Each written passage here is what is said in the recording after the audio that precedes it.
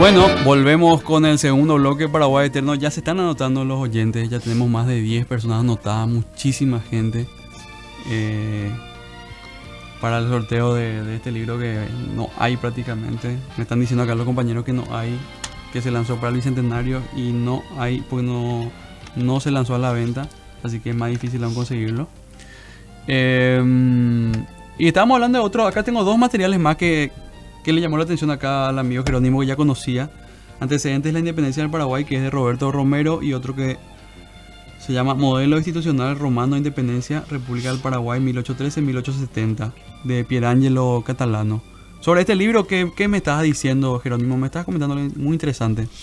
¿Cuál de los dos? Porque el de Romero también tiene la relación del edecán del Ejército de Belgrano, Correa, sí, que es muy importante y muy poco conocida, aparte de las proclamas también en guaraní y en castellano, sí, que hizo el propio Belgrano. Y bueno, este de Pierangelo Catalano, lo que te acabo de comentar. sí. Lo del libro, al final hay acá unas fotografías en que es un tomo de historia romana del padre Juan de Haller, editado en España en 1736, que pertenecía al doctor Francia. Y según lo que dice acá, que es uno de los pocos que se conocen que fuera parte de su biblioteca. Sí. Pero lo llamativo de esto, que tiene anotaciones en glosa, que dicen 13 del 7 del 21, o sea, 13 de julio de 1821, después 17 de julio de 1821 y 25 de julio de 1821, Pax, Francia, que son las fechas sucesivas en que murieron Yegros, Montiel, Aristegui, así como la fecha del suicidio de Pedro Juan Caballero. Con puño y letra del doctor Francia. Sí, y da toda una relación acá de la suerte que tuvo que corrió el libro, que fue primero, estuvo secuestrado por un capitán brasilero, dice, luego pasó a Manuel Gondra, y este le obsequió a su amigo en 1917, a Fulgencio Remoreno. Y bueno, como te decía Marcelo, es un libro que debería estar mínimamente en la Casa de la Independencia, ¿verdad? Claro, claro. Sí. Patrimonio del acervo cultural de la República. Totalmente. Sí, bueno, ¿este libro de qué año es, Jerónimo? Este libro es bastante viejo ya, ¿eh? Sí. Y bueno, me supongo que si el último que tuvo fue Fulgencio Remoreno, no, después da una relación. ¿Alguien más? Sí. Porque, no recuerdo, porque general del ejército. Porque si era este último, Moreno Ruffinelli, el profesor, capaz tendría algún tipo de conocimiento, que es nieto de Fulgencio Remoreno, ¿verdad? Capaz tendría algún conocimiento. Pero realmente eso es quizás se puede hacer hasta un libro de esas notas que hizo el doctor Francia en el mismo libro que le pertenecía, ¿verdad? No, realmente yo eso no sabía, ahora me estoy enterando. Y estos libros yo conseguí de la oficina del libro. Don Rafael Aquino me dio estos dos libros para sortear. Yo compré este que voy a sortear porque considero que este tiene más valor en el sentido del programa de hoy, el tema de hoy. Así que, pero me encantaría. El de Romero también tiene muchísimo. También. Con el tema de hoy. Con el tema de hoy, claro. Es un poco más profundo simplemente. Este es más directo a lo que vamos a hablar hoy. Sí. Pero bueno, estos tres libros no tienen desperdicio. Estos tres libros no tienen desperdicio realmente para el estudio de los antecedentes de la independencia nacional, que muchos quieren directamente atribuirle a la influencia de la Revolución Francesa y norteamericana, pero hay que saber analizar el contexto regional también, no solamente el externo, porque nuestros próceres vivían una realidad que fue obviamente la que marcó y la que propició los sucesos de mayo y bueno, de manera ideológica y política también. Pero entrando ya al tema que nos interesa y que vamos a tocar hoy, vos me pediste, Jerónimo, que hagamos preguntas, que sería más fácil hacer este programa con preguntas. La primera vez que viniste, hiciste un relatorio, vamos a decir, extenso y sin pausas. Si te parece mejor, Néstor. Sí. ¿Alguna pregunta para iniciar esto? Yo, primeramente, lo que puedo decir, yo puedo preguntar, ¿verdad? Entre otras cosas, obviamente son los antecedentes, cómo estaba la colonia, cómo estaba la provincia y cómo estaba la región en ese entonces. Había cuenta de que el poder español estaba cada vez más débil. Jerónimo. Claro. Bueno, como antecedentes, para no extendernos mucho nomás en los antecedentes, ¿verdad? Porque ¿qué es lo que más se conoce, vamos a decir, de la batalla? Sí. De la batalla propiamente dicha. La huida de Velasco. Sí. ¿Y qué otra cosa más? Y el embarque de cosas de los ciudadanos españoles que se encontraban en En Asunción. Asunción. Algunos embarcaron, otros se fueron a los montes a refugiarse. Sí. Exactamente.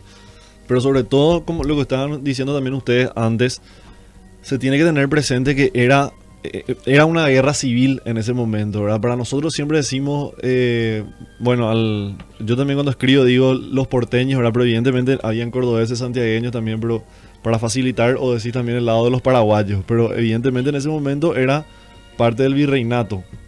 Porque hay que recordarse que el 25 de mayo las tropas de Buenos Aires venían proclamando el nombre de Fernando VII. 25 de mayo de 1810. De 1810, claro. Entonces, por ende, no eran todavía una república independiente. Sí. Sino que seguían con el embozo ese de Fernando VII por cuestiones, que tenían que ver con Europa, ¿verdad? Sí. Un poco larga de explicar, pero bueno, como antecedente nomás, sobre todo lo que yo más quisiera decir, que es también lo que comenta siempre el profesor Eric Caballero Campos, es que hay que sacarse un poco de la mente esa antigua relación que por años se enseñaba, que las desmembraciones de la época de Hernandarias, ¿verdad? Y que teníamos, no sé, salíamos a salir hasta el mar.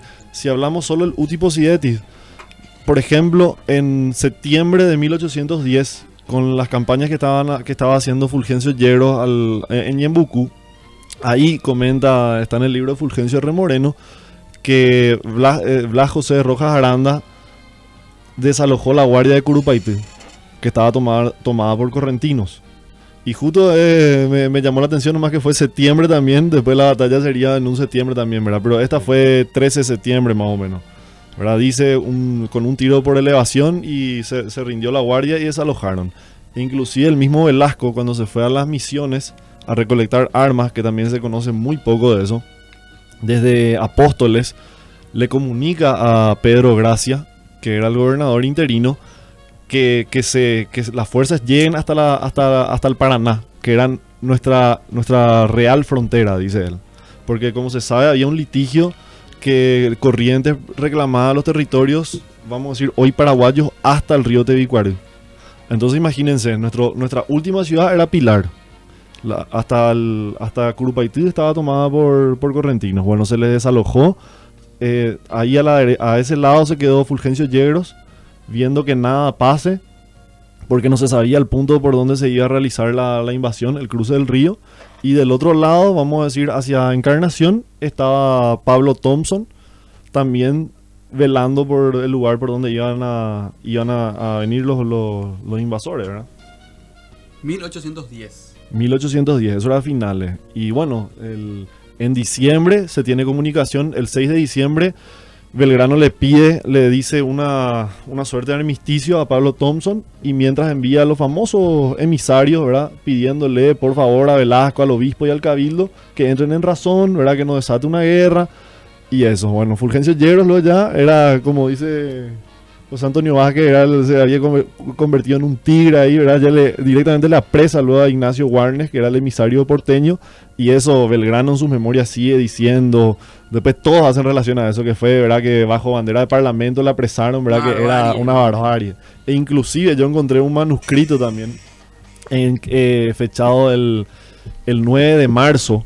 El 9 de marzo de 1811, o sea, el día de la batalla de Tacuarí, porque la última comunicación que recibió Velasco fue del 7 de marzo de 1811, en que Cabañas le dice cómo va a hacer el ataque a Tacuarí. Sí. Y él le respondía 2 días más, porque tardaban 2 días en llegar las comunicaciones. Claro. Y inclusive ese día le comenta que también a Londres se fue un emisario de la Junta Porteña, y que los ingleses supuestamente la habían apresado y remitido a España.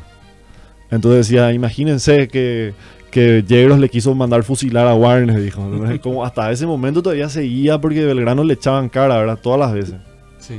Bueno, entonces ya la tensión ya se inició mucho antes de 1811. O sea, hacia los últimos meses de 1810 ya la tensión... Desde agosto es que el Paraguay se pone en pie de guerra y se empiezan a hacer muchas diligencias. O sea, el gobernador se va a las misiones por 3 meses, agosto, septiembre y octubre dura su viaje, mientras queda interinamente como gobernante Pedro Gracia, que fue fundador de San Pedro del Licuamandillú, muy desconocido él también, y yo creo que bueno, después reniega, ¿verdad?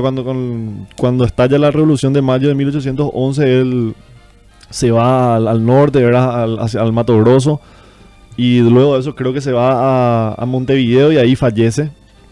Hay una Ángel Justiniano Carranza en Campañas Navales Argentinas, ahí hace una breve descripción de su biografía, pero él es muy desconocido y fue una persona que tuvo muchísimo que ver en esos meses de preparación. Sí. Él también fue el que le propone a Velasco mandar una expedición para liberar los barcos en Corrientes, sujetos en Corrientes. Y él fue el que dispuso todo cuando va después el coronel Zavala y Delgadillo. Y bueno... Pedro Gracia era ya paraguayo. Sí, Sí. era criollo. Y bueno, y sobre todo que tiene que tenerse en cuenta, ¿verdad? Uno después dice, no, pero ellos estaban a favor de la corona o algo así. Imagina, en la época vos haces un juramento, sos un oficial, Claro. y no existía el Paraguay per se, vamos a decir, propiamente dicho. Sí, un fuerte espíritu de localía. Sí. Claro. Y bueno, entonces en agosto, septiembre, para septiembre llega el ultimátum de la Junta de Buenos Aires, en que le dice, deje obrar libremente al pueblo o aténganse a las consecuencias que se vendrán, algo así, súper intimidatorio, sí.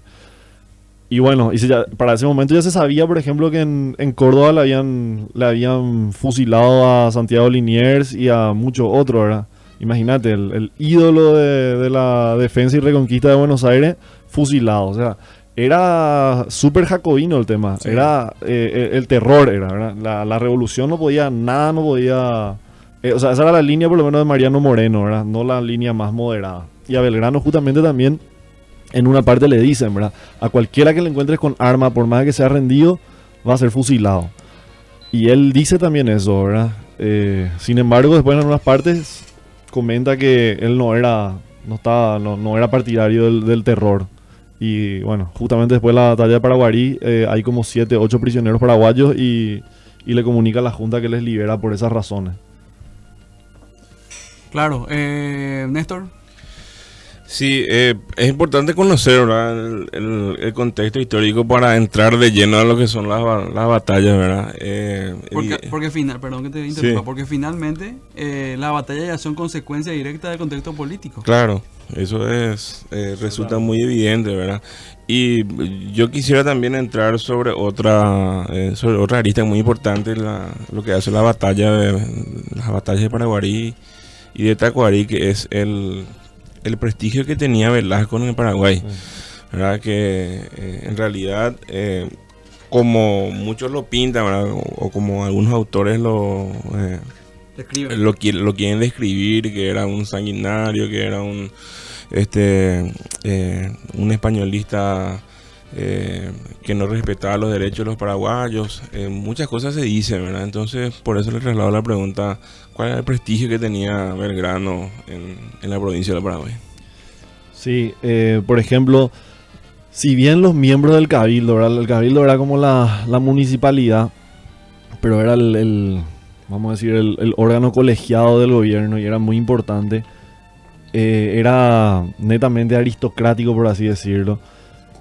Es impresionante, o sea, te llama la atención. Hay una representación que ellos le escriben a Velasco en enero de 1807, 13 de enero de 1807, con el tema de las invasiones inglesas, en que le dicen, esa representación estaba copiada en el libro de Marimonte, Ocaso del colonialismo español. Hay una parte que ella transcribe eso y realmente te deja absorto cómo le dice, o sea, la forma en que le dicen, ¿verdad? Que cómo le querían, y un jefe amado por su pueblo, dice, y del prestigio, y ahí y que no le iban a dejar ir, en síntesis, ¿verdad? Por más que el virrey le decía, baje ahora mismo a comandar las tropas, le decían, no le vamos a dejar salir. Entonces uno se pone nomás a analizar cómo es posible, o sea, entrar en la mentalidad, ¿verdad? Como siempre se dijo que nosotros estábamos aislados en el corazón de Sudamérica.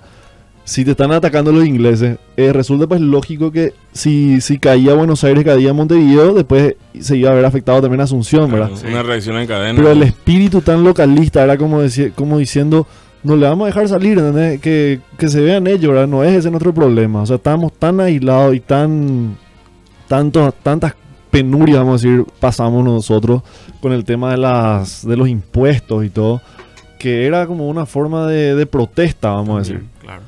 Y bueno, y justamente ese es un hecho muy... llama la atención, hay dos diarios anónimos de soldados, uno era bonaerense y otro montevideano, en que señalan, se comenta que va a bajar a Montevideo don Bernardo Velasco, que tiene fama de militar, decían, ¿verdad? Y es impresionante nomás como dos soldados supuestamente anónimos dicen eso, o sea, como una noticia como que venía un oficial prestigioso, ¿verdad? A defendernos. Y bueno, y él tuvo una actuación muy relevante en la defensa de Buenos Aires, que fue después en agosto de 1807 cuando se les rechazó a los ingleses.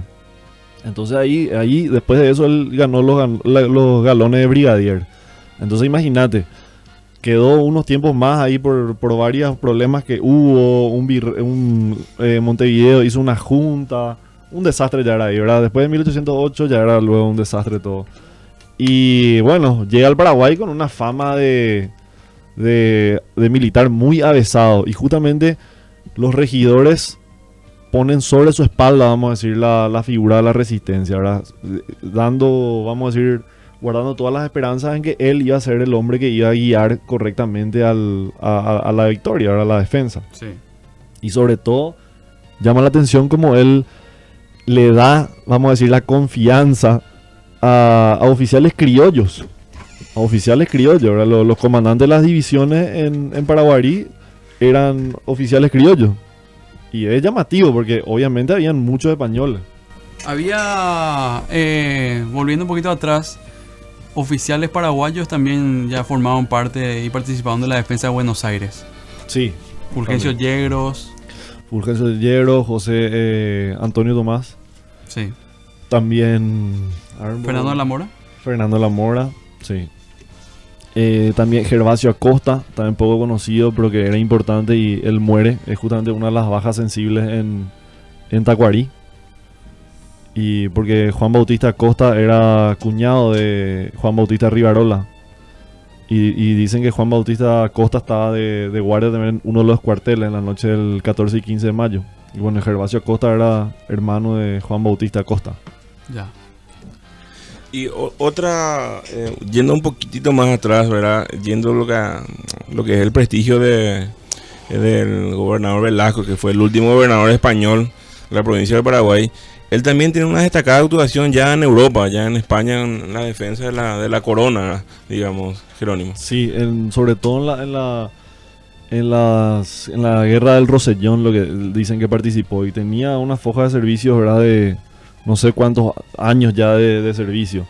O sea, era un oficial prestigioso cuando vino acá, primeramente a las misiones, tuvo la gobernación de las misiones, y después con la salida de Lázaro de Rivera en 1806, él se la adjudicó también el Paraguay. Entonces, por ende, el Paraguay tenía las dos provincias, por así decirlo, era el territorio del Paraguay y las misiones jesuíticas. Eso también es lo que hay que meterse en la cabeza. Él dice, cuando el 24 de diciembre él le comunica al cabildo, salgo con el ejército a enfrentar al enemigo, dice que se va a la frontera, y la frontera era el trazo del Tebicuarí, y él en su parte de batalla dice, quise presentar batalla en el río Tebicuarí, pero la marcha con tantos bagajes, los trenes y cantidad de gente, era muy expuesto a dar batalla así en marcha, dijo. Entonces por eso decidió situar el lugar de batalla en Paraguarí.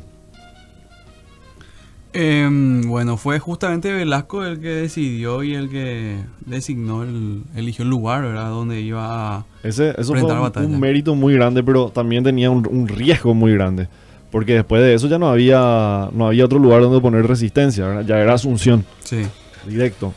Sí, se arriesgó, pero acertó en la decisión de tomar. Porque era difícil también, o sea, vos decís, el paso del río era lo más lógico, era el río Paraná, porque uno está ahí imponente, era cruzar un ejército, bueno, se podía hacer resistencia, pero ¿cómo vos en todo lo ancho de ese río vas a saber por dónde va a cruzar? Y estaba ahí la guardia de Campichuelo, pero tenían así 2 pedreros, no sé qué, y un cañoncito, y pasaron en la mañana del 19 de diciembre. Sin problemas. Al rayar el alba, sí. Apenas pasaron y la guardia salió despavorida. Otra cosa que hay que tener en cuenta es que varios emisarios de Belgrano, digamos, o del ejército porteño, le decían a él que a medida que él iba liberando ciudades, la gente o el pueblo del Paraguay se iba a acoplar a su revolución, ¿verdad? Cosa que evidentemente no pasó, ¿verdad? La gente, o sea, ocurría lo contrario, la gente se aislaba, o sea, corría del ejército porteño y se resguardaba más atrás, digamos, ¿verdad? O sea, hacia la retaguardia. Sí, sobre todo habían partidas, yo encontré también de Antonio Tomás Yegros, que estaban encargadas de repuntar el ganado y de desalojar todo para justamente que nada sirva de abastecimiento al ejército enemigo. O sea, hubo una preparación, no fue total así ¿cómo vamos a decir? Espontáneo y también habían partes de justamente el coronel Gracia ya en octubre que decían toda la forma en cómo tenían que disponerse los urbanos. Los urbanos, como sabemos, eran los reservistas. Y bueno, y hay toda una comunicación en que dice, elíjalos entre los más mozos, los solteros, los de honor, ¿verdad? Y que tenían que cada 15 días reunirse y llamar, ¿cómo que se dice? Revista. Llamar revista, o sea, pasar revista. Y bueno, y ver que todos estaban y nadie podía abandonar su localidad, vamos a decir, sin permiso de su comandante. Entonces, y la señal sería el primer ruido, salva de un cañoncito, tenían que todos inmediatamente acudir ahí al punto de reunión y marchar a Campo Grande, que iba a ser el lugar de reunión, o a Yaguarón. Todas esas disposiciones se habían tomado. Se bajaron cañones del fuerte Borbón. Un comandante, por ejemplo, de Curuguatú, le dice al coronel Pedro Gracia que por favor no le saque los cañones, ¿verdad? Los rifles que tenía, porque están siempre sujetos a los insultos de los indígenas, le decía, ¿verdad? Le decía, no, ustedes eso pueden con lance y esas cosas pueden repeler. Repeler, sí, le decía. Ahora la patria necesita de todas las armas, le decía, ¿verdad? También los bandos prohibiendo el uso de las pólvoras, que no se podía usar para cohetes y todas esas cosas. O sea, y ese bando, por ejemplo, de los primeros días de agosto. O sea, desde ahí se empezó a ver también otras comunicaciones de que se tengan bien los cercados, de que se cultive la mandioca y esas cosas, porque se iba a necesitar alimento para las tropas. Y todas esas disposiciones se tomaron teniendo en vista que iba a venir una invasión. Bueno, entonces el concepto de patria ya se hacía referencia a un concepto de patria ya en ese instante. Y sí, lo que pasa es que ellos decían también, los del Cabildo también dicen esta república, o decían también patria, pero yo no sé si es la palabra como nosotros conocemos hoy en día, ¿verdad? Porque evidentemente tiene totalmente otra connotación, claro, en 1813. Claro. Pero de que había un espíritu muy marcado de localismo. Eso es innegable. Desde tu punto de vista, Jerónimo, entonces la amenaza que viene de Buenos Aires, que trae Belgrano, con esa Junta Superior Gubernativa ya formada a partir del 25 de mayo, ¿verdad? Con la revolución que tuvieron en Buenos Aires contra el poder español, que tenía a cargo, vamos a decir, el virreinato, el Río de la Plata, así es. Sí. Según tu punto de vista, ¿qué amenaza vos crees que veía el Cabildo paraguayo y el gobernador Velasco? ¿Qué tipo de amenaza podía ser? ¿La de la anexión? ¿La de la destrucción? No, era justamente, por eso tiene mucha importancia la campaña de las invasiones inglesas, porque ahí Velasco le comunica al virrey que la gente no quería irse. La gente se metía, se escondía en los bosques porque no quería enrolarse y irse a pelear. Ya era suficientemente sufría la vida acá, ¿verdad? Entonces era una de las cosas que muy inteligentemente dice: vamos a pelear para defendernos y no vamos a salir de nuestro territorio, le dice, ¿verdad? En varios bandos él da su palabra de que no vamos a salir de los territorios. Velasco le da a sus oficiales. Al pueblo. Al pueblo. Cuando dice sí, a las armas y esas cosas, y dice, o si no, tendrán que ir a pelear con los porteños y sus campañas ahí, ¿verdad? Por todas partes. Entonces, obvio, a la gente se prendió, pues decía, bueno, esto es lo que tenemos que hacer para no salir afuera, ¿verdad? Sí, y en ese sentido, aproximadamente cuántos integrantes, cuánta tropa contaba Belgrano cuando pasó el río Paraná. ¿Se sabe eso? Sí. Tenía como, vamos a decir, estaba separado 900 y 400, ¿verdad? Estaban las tropas de Rocamora. Rocamora era el gobernador, vamos a decir, de Misiones. Pero como les había dicho anteriormente, las Misiones formaban parte del Paraguay. Estaban sujetas porque se unificaban los dos gobiernos en Velasco. Y luego de eso, Rocamora pidió que se desligue ese territorio y la Junta accedió a eso. Bueno, y él tenía un ejército, pero era un ejército de indígenas, ¿verdad? De 400. Y ellos no tenían un concepto, ¿verdad? Justamente en la batalla que se dice, más fue una refriega de Campichuelo del 19 de diciembre, que es el paso del Paraná. Domingo Soriano del Mon, que se llamaba el comandante paraguayo que estaba en esa guardia, él dice que tenían todos nativos y que todos huyeron a las primeras descargas de fusil. Entonces no eran unos contingentes, pero los 900 sí eran tropas, vamos a decir, con muchos mejores armamentos también, sobre todo. Perfecto. Vamos rápidamente a la segunda pausa y volvemos con más Paraguay Eterno.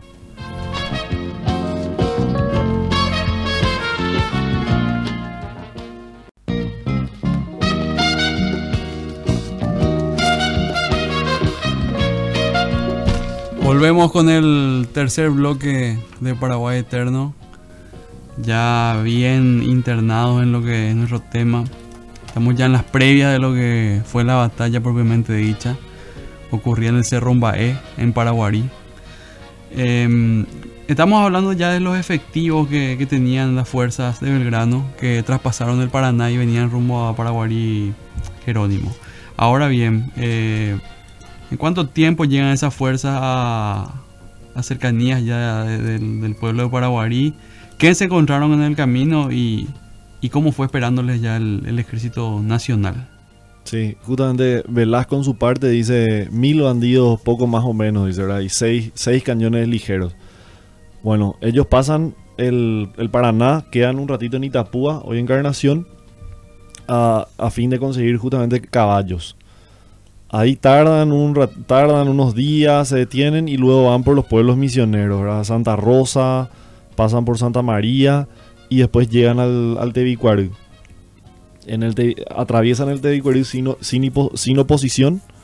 Antes hubo un combate, una refriega, ahora el combate Maracaná, que él relata, donde ahí justamente le toman prisionero a un soldado español y que tenía una carabina, entonces le pasaban por las armas, ¿verdad? Y bueno, y luego de eso él ve, ahí vamos a decir, deja territorios misioneros propiamente dicho e ingresa a la provincia. A partir del Tebicuarí ingresa. Y él dice, al pasar el Tebicuarí empiezo a darme cuenta que estoy en un territorio enemigo, ¿verdad? Porque veo solo los enemigos todo lo van dejando franco, dice. Y veo poblados arrasados, desiertos. Y bueno, entonces llega toma el camino de Ibicuí.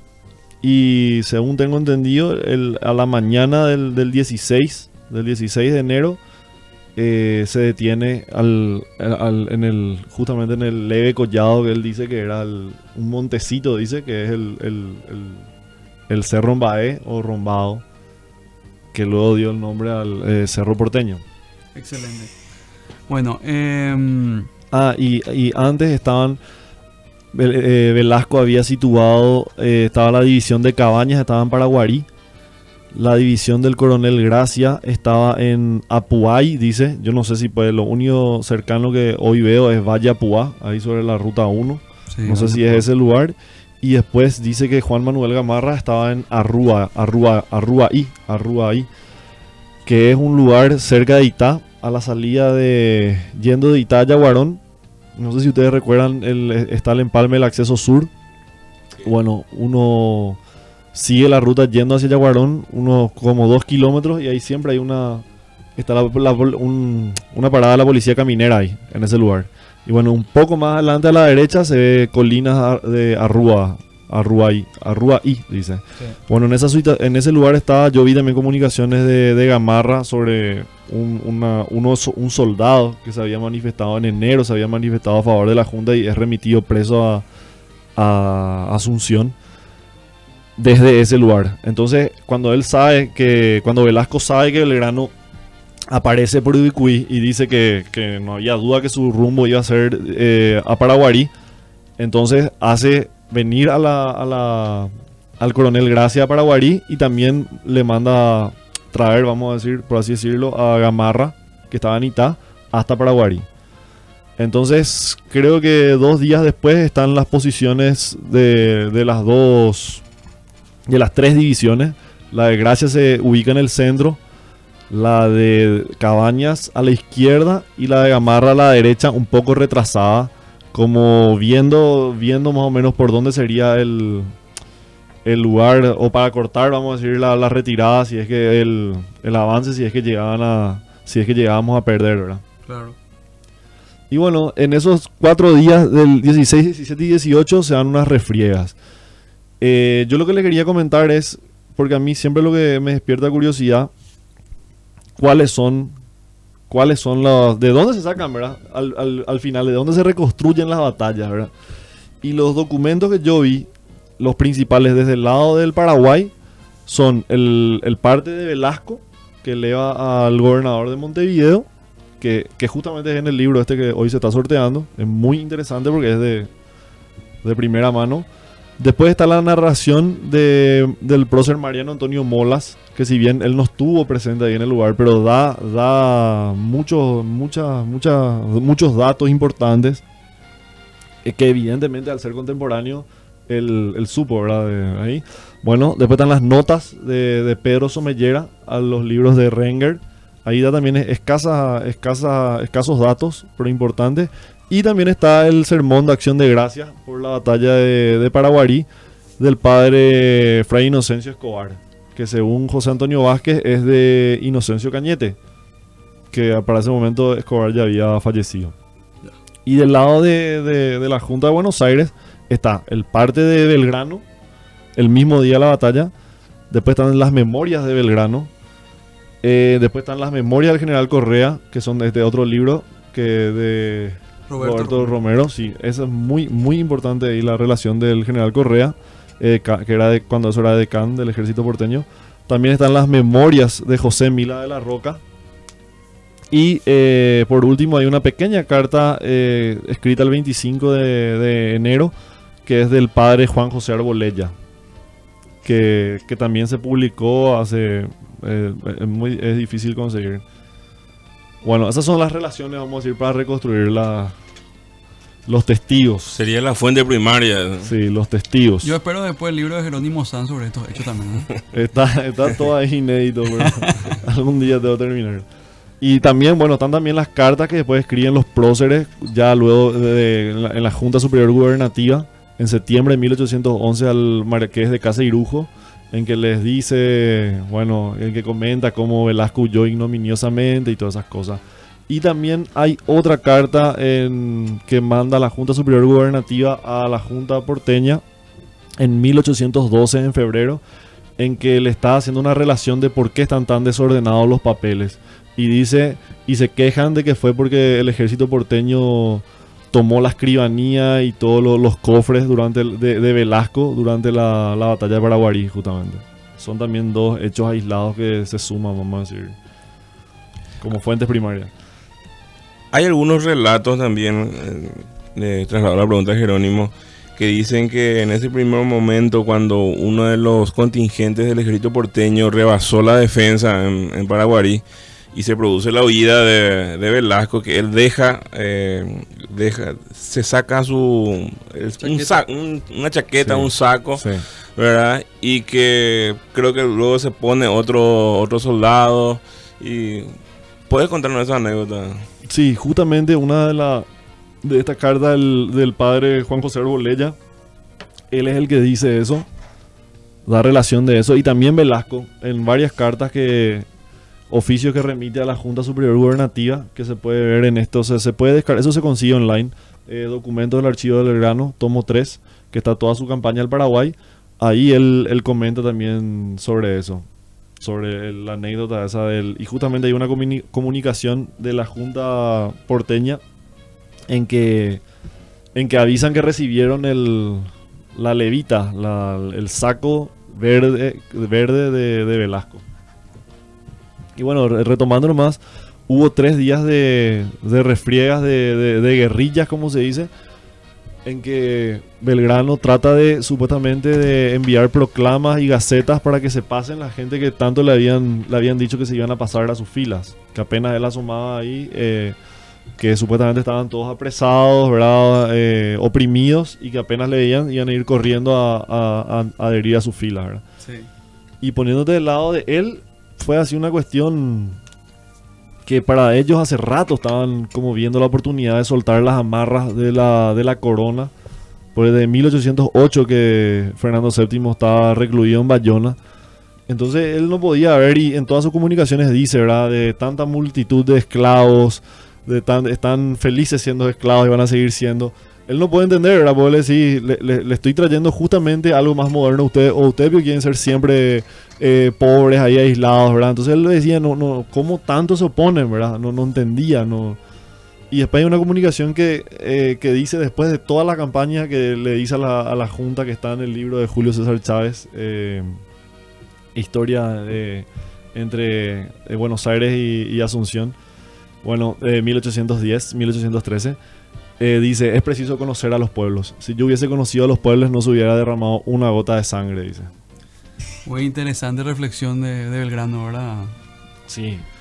Y bueno, después de esos 3 días hay refriegas y finalmente, o sea, las ironías así del destino, ¿verdad? Que uno ve después y dice, no sé, te da risa porque vos decís cómo pueden pasar esas cosas. Parece así escrito de novela, pero bueno, fue cierto. Es que justo en la noche del 18, ellos, los 2 generales, toman la decisión hablan con sus respectivos estados mayores y toman la decisión de atacar. Eso está Molas, el que dice justamente el plan de ataque, y también Velasco. Le arengan en la noche del 18, arengan a sus viernes 18, arengan a sus tropas, los 2 desde cada lado, y para el amanecer iban justamente los 2 a ser atacados, ¿verdad? El elemento sorpresa. Y bueno, para ese momento ya se sabía que cada división paraguaya era una sola de las divisiones paraguayas era más numerosa que todo el ejército porteño. Y Belgrano dice, Mila La Roca comenta que Belgrano le dijo, es verdad que ellos son numerosos como moscas, dice, ¿verdad? Pero creo que sería muy inoportuno que nos retiremos sin primero medir por lo menos las fuerzas.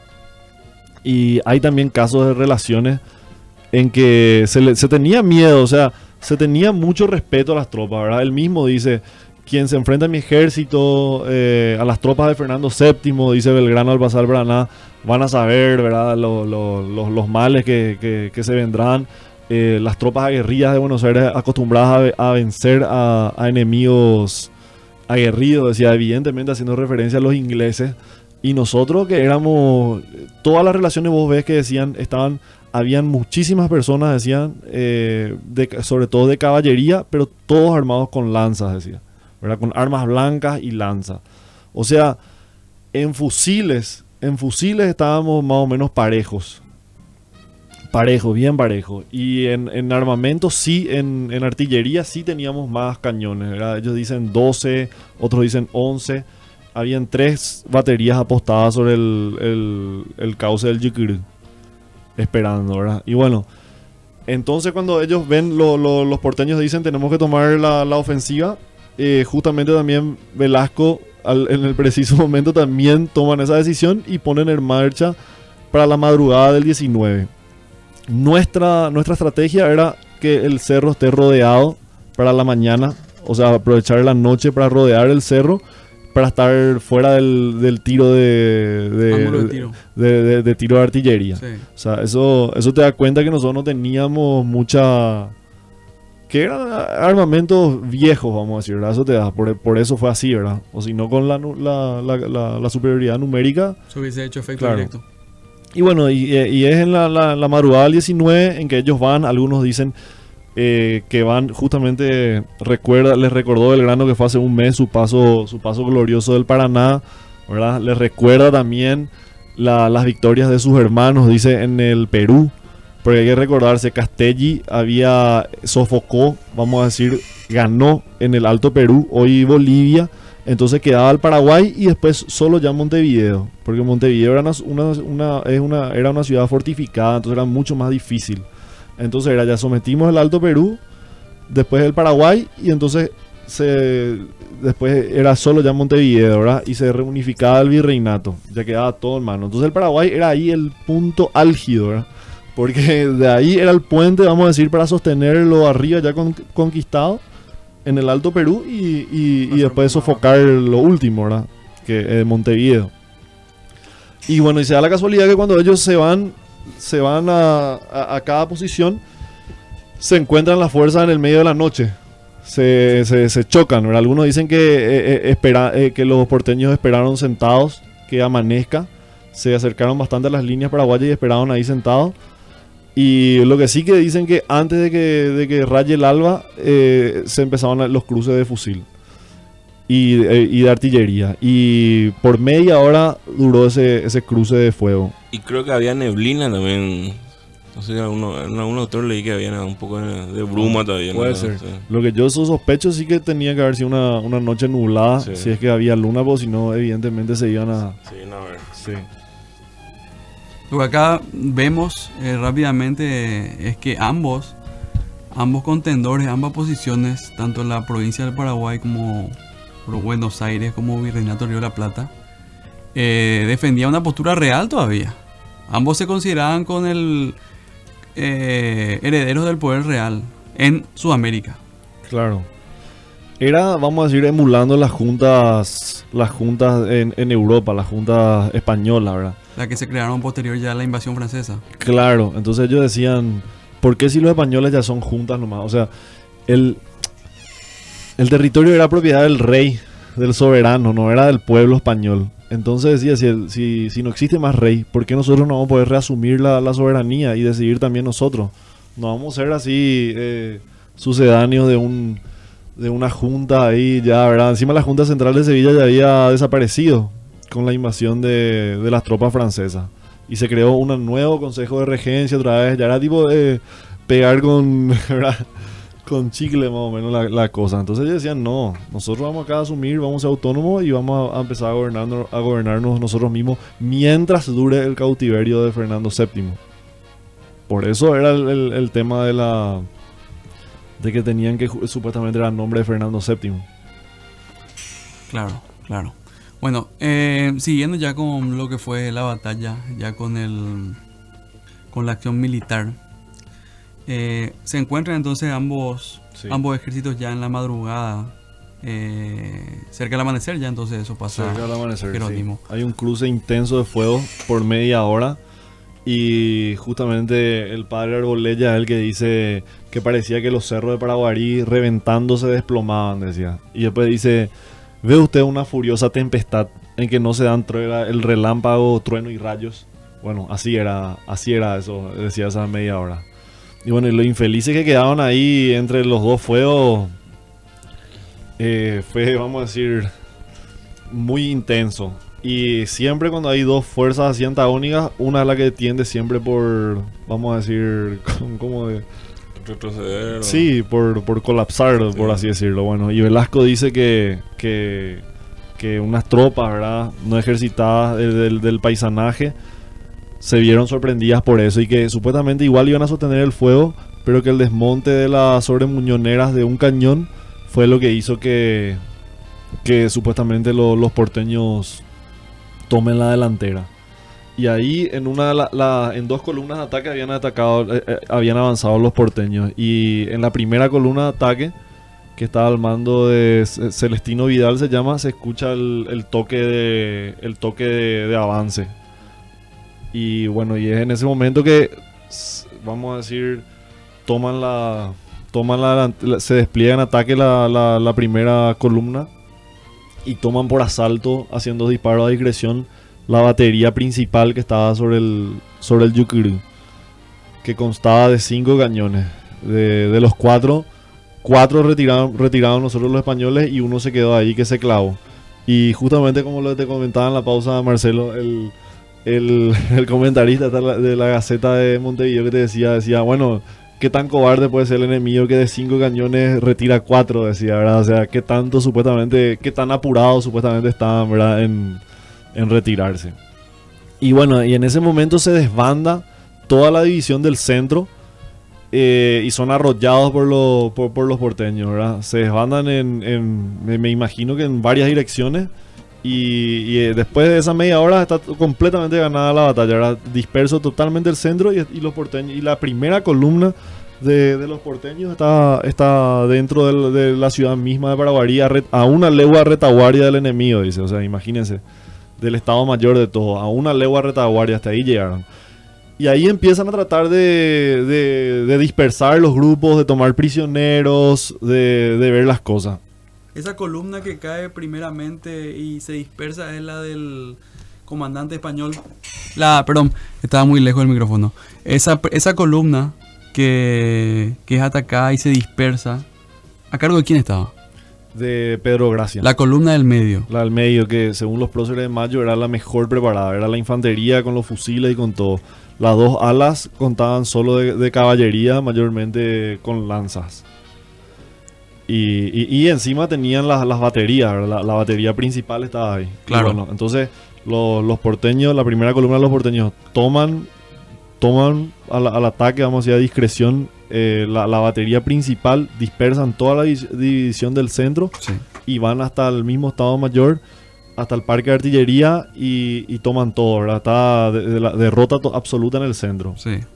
Y en ese momento, hasta ese momento, las dos divisiones de las alas derecha e izquierda seguían totalmente intactas, de Gamarra y de Cabañas. Y bueno, hay mucho, justamente Correa, el que dice que es una calumnia atroz la que se hace, de que se les dijo que ahí se entretenieron en saqueos y en demás cosas, ¿verdad? Y los que empezaron esa versión son justamente el mismo Belgrano, que dice que estaban ahí en total desorden y todo como victoriosos, dice él, ¿verdad? Y también el Juan José Arbolella, el padre Juan José Arbolella también es el que dice, ¿verdad? Sí. Que la victoria hubiese sido única si no fue por un grupo, ¿verdad? De insubordinados que se dieron al ataque con el afán de cazar a Velasco. Y primero luego que es mentira que se dieron al ataque sin la orden, porque el propio Belgrano comenta que José Ildefonso Machaín, el compatriota, el que era el mayor general, o sea, el que estaba al mando del ataque, porque hay que recordar, Belgrano quedó en el cerro, porque así eran las normas de la época. Entonces él era el comandante de todo el contingente en ese momento y él mandó desplegar a la caballería, ¿verdad? Y tomar dar la orden de ataque.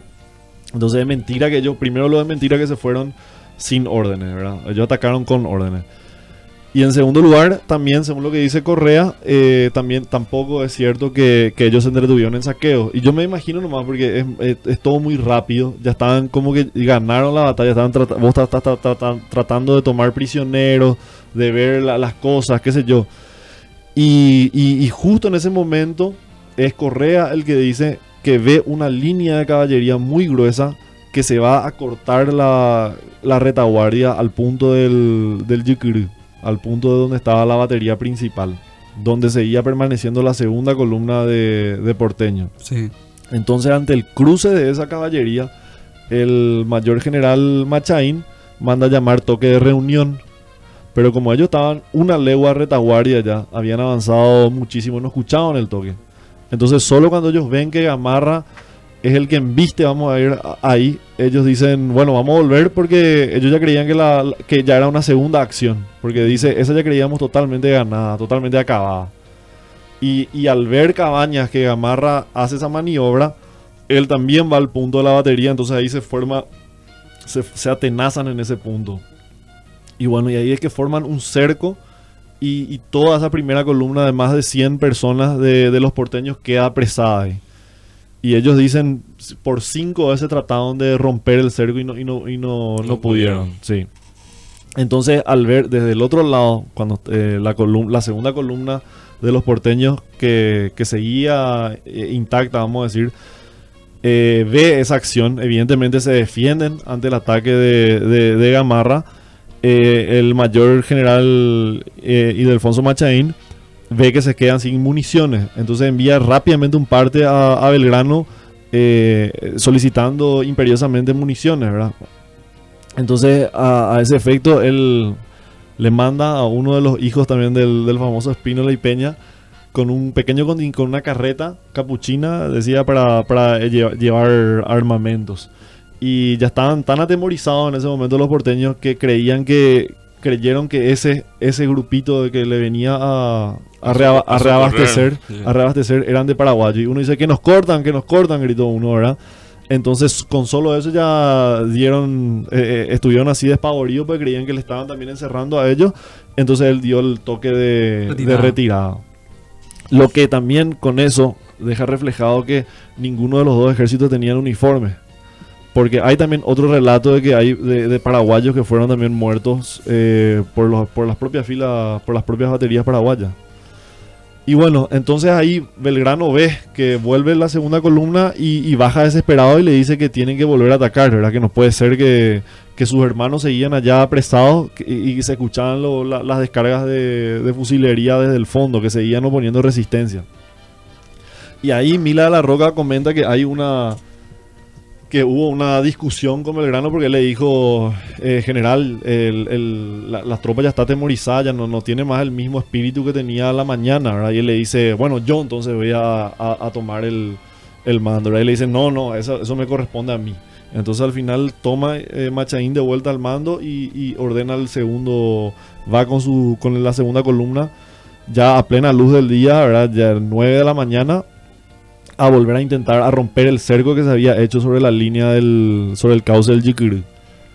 Y en ese momento, evidentemente, las tropas ya se habían repuesto, se habían vuelto a colocar los cañones en las baterías. Y bueno, imagínate, un grupo de infantería avanzando lentamente, así con 3 baterías que estaban así para barrer una planicie, era evidentemente medio suicidio, ¿verdad? Sí. Entonces ellos van avanzando. Mila La Roca comenta que los disparos de cañón eran mucho más efectivos que anteriormente y que veía que el cuadro, la formación iba flaqueando, ¿verdad? Y después ya no escuchamos más ni siquiera tampoco las descargas de los que se habían quedado cortados dentro del pueblo. Entonces que lo que suponía que ya se habían rendido. Entonces ordenó ya la retirada final y volvieron al cerro. ¿Eso ya ocurre a qué hora, Jerónimo? Y eso ya fue después a las 9, comenta Correa que él cayó prisionero. Eso ya tuvo que haber sido a las 11, ya cerca del mediodía. ¿Aproximadamente cuántos muertos por bando? Y bueno, según los autores, ¿verdad? De cada lado. Claro, como yo digo, como ellos tanto exageran las bajas contrarias, se pueden considerar solo las bajas propias que ellos relatan. Claro. Entonces Velasco relata que hubo 24 muertos, algo así como 12 heridos y 7 u 8 prisioneros. Y Belgrano y también el padre Arbolella dice que ellos tuvieron 12 muertos, 3 o 5 heridos y 106 prisioneros, que fue toda la primera columna que quedó cercada, vamos a decir. Y bueno, y como cosas como curiosidades en ese desbande que hubo de la división del centro del coronel Gracia, fue donde se dio la famosa huida de Velasco. Sí.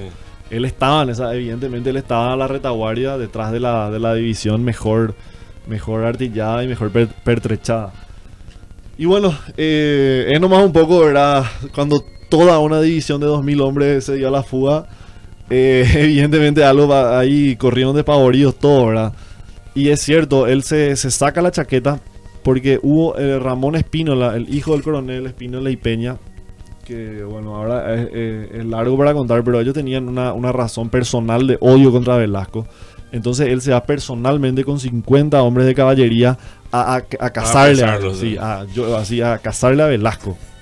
Y cuando dicen que le ven, entonces le disparan 2 fusilazos.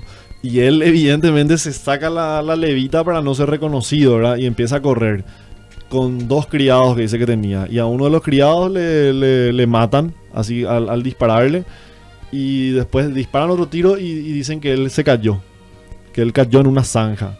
No sabían si por herido o por cansado.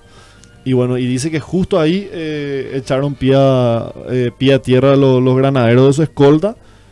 Y le rechazaron, vamos a decir, lo pusieron resistencia a los que le venían a cazar, así literalmente a cazar. Y según lo que cuenta acá Juan José Arbolella, dicen que le arrastraron así de los pies, le arrastraron y le metieron así cerca al monte para esconderle durante todo ese momento. Porque él dice, cuando toda la división del centro se dispersó, yo traté de pasar a la de Cabañas, dice, como muchos otros. Pero que justamente a él se fueron personalmente a cazarle. Y bueno, y parece que ahí le entró un pavor irreprimible. Y lo que nos explica es que después huyó, ¿verdad? Que después de eso siguió huyendo, ¿verdad? Porque eso le pudo haber pasado, ¿verdad? Y realmente que ahí le venían a cazar, ¿verdad? Pero bueno, después huyó 7 u 8 leguas.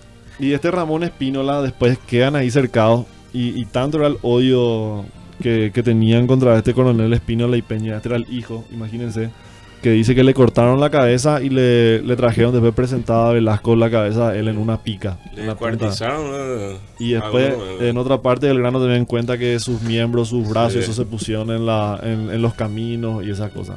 Algo que se estilaba mucho en los tiempos de la Edad Media, Sí, especialmente. le mutilaron ahí. Sí, era como un castigo para Pero solo eso es una lo coacción raro. psicológica. Eso es lo raro porque después caen prisioneros también otros paraguayos que venían con las fuerzas porteñas en Tacuarí y son tratados, fueron bien tratados, ¿verdad? El propio Machaín cayó prisionero y dice, ¿verdad? Que súper bien le estaban tratando. Había un problema personal entonces. Sí. Era así. Y eso también habría que investigar cuál le fue ahí el tema, pero Muy loco, ¿eh? sí.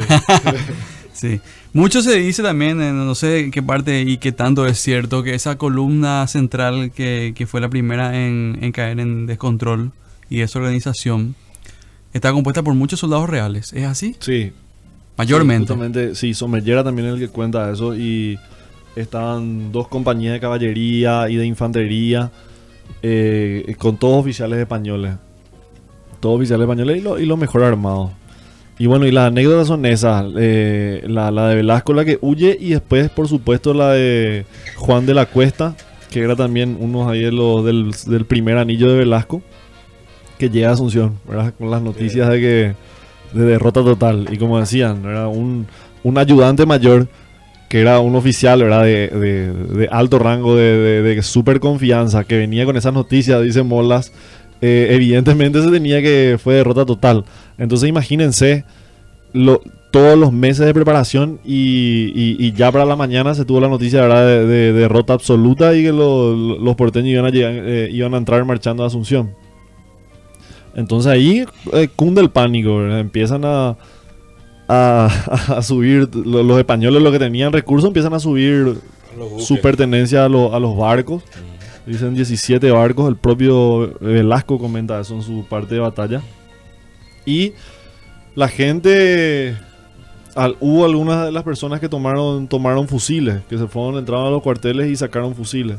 Hay una relación, está Blas Garay, en el libro de Blas Garay, y también José Antonio Vázquez comenta, después del 22 de enero más o menos, el cabildo gobernador, que era el que interinaba, emitió un bando en que decía que por favor se devuelvan las armas sacadas en la Aquella vez. sí, del 19, en la víspera del ataque de Barabarí. O sea, eso es lo que yo digo, vuelve a relucir ese espíritu, vamos a decir, de suicidio colectivo, como nos pasó ahí, recuerdo, en la Revolución Comunera, después ahí, y después, por supuesto, como sabemos, en la guerra de la Triple Alianza, ¿verdad?